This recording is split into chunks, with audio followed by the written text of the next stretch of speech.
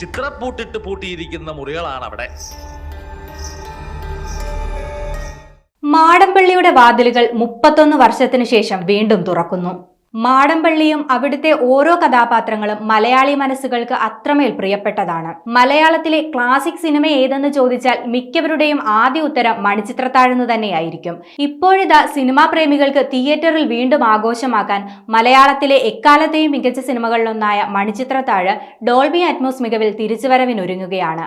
കഴിഞ്ഞ ദിവസം നടന്ന പ്രീമിയർ ഷോയിൽ വലിയ വരവേൽപ്പാണ് 31 വർഷങ്ങൾക്കിപ്പുറവും മണിച്ചിത്രത്താഴിന് ലഭിച്ചത്. ഓഗസ്റ്റ് 17 മണിച്ചിത്രത്താഴിന്റെ റീമാസ്റ്റേർഡ് പതിപ്പ് റിലീസ് ചെയ്യുന്നത്. 1993 ഫാസിലിന്റെ സംവിധാനത്തിലാണ് മണിച്ചിത്രത്താഴ് റിലീസ് ചെയ്തത്. മലയാളത്തിലെ എക്കാലത്തെയും മികച്ച സിനിമകളിലൊന്നായ ചിത്രത്തിൽ മലയാളികളുടെ പ്രിയ താരങ്ങളായ മോഹൻലാൽ, സുരേഷ് ഗോപി, തിലകൻ, നെടുമുടി വേണു, ഇന്നസെന്റ്, സുധീഷ്, KPS ലളിത തുടങ്ങിയവർ ഒരിക്കലും മറക്കാനാവാത്ത ദൃശ്യവിരുന്നൊരുക്കിയിരുന്നു. എന്നാൽ മാടമ്പള്ളി എന്നും മണിച്ചിത്രത്താഴെന്നും കേൾക്കുമ്പോൾ തന്നെ മലയാളി മനസ്സിൽ ഓടിയെത്തുന്നത് ഗംഗ, നാഗവല്ലി എന്നീ കഥാപാത്രങ്ങളായി സിനിമയെ ശോഭന നടത്തിയ പ്രകടനം തന്നെയായിരിക്കും.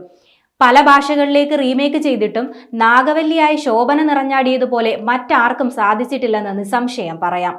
1993 റിലീസ് ചെയ്ത മണിച്ചിത്രത്താഴിന്റെ തിയേറ്റർ അനുഭവം ഇന്നത്തെ യുവതലമുറയ്ക്ക് ആവേശം പകരുന്നത് തന്നെയായിരിക്കും.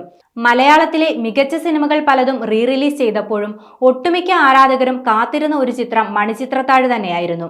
അത്രമേൽ പ്രിയപ്പെട്ട ഈ സിനിമയെ 3 പതിറ്റാണ്ടുകൾക്കിപ്പുറവും മലയാളി പ്രേക്ഷകർ തങ്ങളുടെ ഹൃദയത്തിൽ മണിച്ചിത്രത്താഴിട്ട് പൂട്ടിവെച്ചിരിക്കുകയാണ്.